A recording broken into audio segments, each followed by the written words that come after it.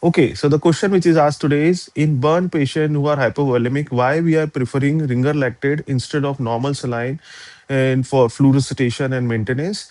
Why not normal saline? Because ringer lactate contains potassium, it can worsen hyperkalemia in burn patient.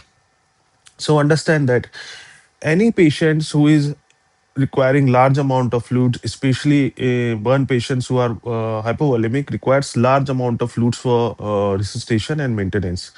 And when we give this large amount of fluid resuscitation by the normal saline, which doesn't contain potassium, it just contains sodium and chloride.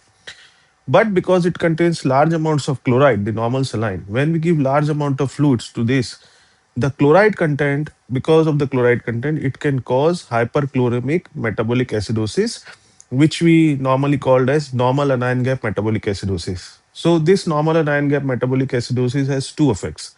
One, this acidotic component can cause vasoconstriction in the renal vasculature and can precipitate AKI, acute kidney injury.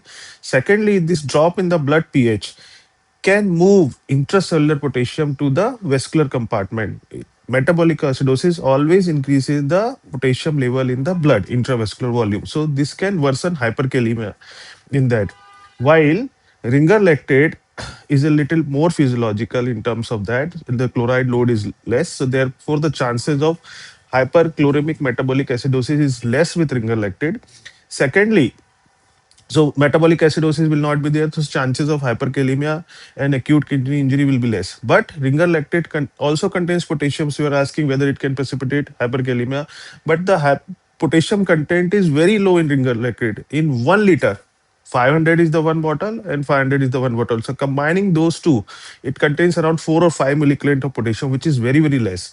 So that's why even if you transfuse large amounts of ringer lactate in a burn patient, it will not cause hyperkalemia. Also, if the patient's liver is functioning well, this lactate component in the ringer lactate get metabolized by the liver and get converted into bicarb, which further prevents the acidosis. In fact, it acts as a buffer. So because of all these reasons, the guidelines say that ringer lactate should be used as a flu resuscitation of the choice in burn patient. In fact, for that reason, pancreatitis also prefer ringer lactate in such scenarios because large amount of fluid is required. I hope this clarifies. Do read more about it. Thank you.